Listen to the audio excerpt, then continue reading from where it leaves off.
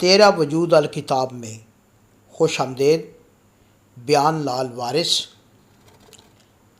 السلام علیکم ورحمۃ اللہ وبرکاتہ۔ معزز سامعین کرام، پچھلی ویڈیو میں نے قد جاءکم من اللہ نور و کتاب مبین پارہ نمبر 6 کو مختصر مگر جامع بیان فرمایا کہ یہ آیت خاص طور پر نبی پاک صلی اللہ علیہ وسلم کے نور پر اور ان کی شان پر اتری اور روشن کتاب کی دلیل۔ اسی ویڈیو کا اگلا حصہ پیش کر رہا ہوں۔ حلیمہ دائی حضور علیہ الصلوۃ والسلام کو لے کر اپنے گھر چلیں تو خچر نے کہا کہ حلیمہ میری پشت پر نبی آخر الزماں ہیں، یہ درج ہے کتاب مدارج میں۔ پھر حضور کی وہ نورانیت ہے کہ آپ کو زمین جانیں، آسمان پہچانیں، فرشی جانیں، عرشی خدمت گزاری کریں، اشارے سے سورج ڈوبا ہوا لوٹے، چاند پھٹ کر 2 ٹکڑے ہو جائے، کیونکہ جانتا ہے کہ حضور کا اشارہ ہے۔ بعد پردہ کرنے کی آج 1300 سال سے زیادہ سال گزر چکے ہیں، مگر زمین کے ہر گوشہ میں، دنیا کے ہر ملک میں آپ کا نام، آپ کے سارے کام، آپ کی زندگی مبارک کا ایک ایک حال دنیا والوں کے سامنے ہے۔ اتنے عرصے میں دنیا میں مشوق گزرے، بادشاہ بھی گزرے، بڑے بڑے عالم و فاضل بھی گزرے، مگر کسی کا نام بھی نہ رہا۔ اسی بارے میں اعلیٰ حضرت امام احمد رضا خان بریلوی رحمۃ اللہ تعالیٰ علیہ لکھتے ہیں، کیا خبر کتنے تارے کھلے چھپ گئے، پر ڈوبے نہ ڈوبا ہمارا نبی صلی اللہ علیہ وسلم۔ یہ ذکر تھا آپ کے ظاہر ہونے کا، اب دیکھنا ہے کہ آپ کی برکت سے دوسرے کس طرح ظاہر ہوئے۔ معزز سامعین کرام، اس نقطے کو سمجھیں کہ نبی پاک کے برکت سے دوسرے کیسے ظاہر ہوئے۔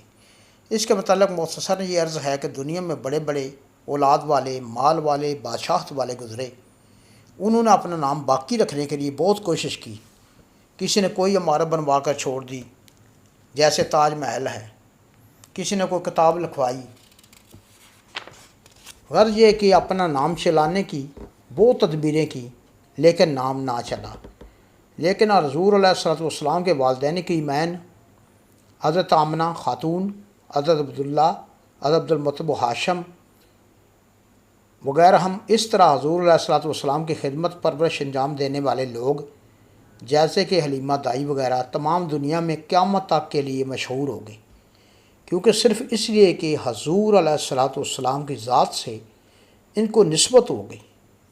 غرض یہ کہ اپنے خاندان کو چمکایا، اپنے ملک کو چمکایا، جس جگہ قدم پاک پہنچ گئے وہ جہان والوں کے لیے زیارت گاہ بن گئی۔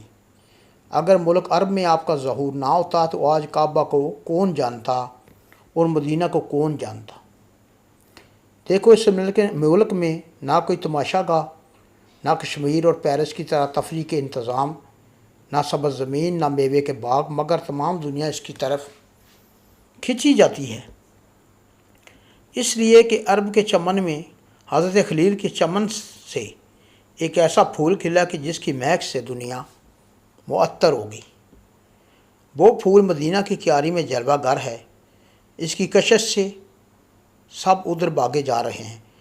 غرض یہ کہ زمین و آسمان کی چکی سب کو پیس دیتی ہے، لیکن جو مدینہ والی کھونٹی مرکز عالم سے لگ جاتا ہے وہ اس چکی سے نہیں پس سکتا، بچ جاتا ہے۔ یہ تو دوستوں کا ذکر تھا، جنہوں نے دشمنی کی وہ بھی مشہور ہو گئے، جیسے ابو جہل وغیرہ۔ یہ تو نور کے معنی کی تحقیق تھی۔ آپ 2 باتیں اور بھی قابل غور ہیں۔ ایک تو یہ کہ نور کو کتاب کے ساتھ کیوں جمع فرمایا گیا۔ وجہ یہ ہے کہ کوئی کتاب بھی اندھیرے میں نہیں پڑھی جاتی، روشنی چاہیے۔ اسی طرح کتاب الہی کو وہ جان اور سمجھ سکتا ہے جس کے دل میں وہ نور الہی جلوہ گر ہو۔ جب دل میں نور ہی جلوہ گر نہ ہو تو وہ اس شان کو کیسے سمجھے گا؟ جب وہ دل میں آئے تو قرآن ہاتھ میں آیا۔ اسی میں اعلیٰ حضرت فرماتے ہیں، وہ جس کو ملے ایمان ملا، ایمان تو کیا رحمان ملا۔ قرآن بھی جب ہی ہاتھ آیا جب دل نے وہ نور خدا پایا۔ دوسرے یہ کہ نور کی تنوین تعظیم کے لیے ہے، یعنی بڑا نور، حضور کا بڑا نور ہونا چند طرح ہے۔ اولاً یہ کہ سورج کی روشنی دنیا میں کم و بیش ہوتی رہتی ہے، صبح کو ہلکی، دوپہر کو زیادہ، شام کو پھر کم، رات میں بالکل غائب۔ مگر نور رسول اللہ صلی اللہ علیہ وسلم کبھی کم نہیں۔ پھر سورج ہر وقت آدھی زمین کو روشن کرتا ہے، مگر نور حبیب علیہ الصلوۃ والسلام ساری زمین کو، بلکہ فرش و عرش کو، سورج بدن کے ظاہر کو چمکاتا ہے، اور نور حبیب علیہ الصلوۃ والسلام دل و دماغ کو، خیال کو، غرض کے سب ہی کو چمکاتا ہے۔ جو آدمی سورج سے بچنے کے لیے تہہ خانے میں کوٹھڑی میں چھپ جاوے تو دھوپ سے بچ جاوے گا، مگر نور محمدی تو تہہ خانہ میں، کوٹھڑی میں، پہاڑ پر، جہاں خدا کی خدائی ہے وہاں پہنچتا ہے، کسی کو محروم نہیں کرتا۔ جو خود اس سے فائدہ نہ اٹھائے وہ بدبخت ہے۔ یعنی بدبخت کون ہے؟ جس نے ذات کو نہ صحیح طریقے سے پہچانا، انہیں نور نہ تسلیم کیا، اور ان کے بشریت سے تخلیق کیا، یعنی اس کی مثال صرف اور صرف بندے سے اور بشر سے دی، وہ اس کو نہ پہچان سکے، جس کی وجہ سے وہ اس نور سے دور ہو گئے۔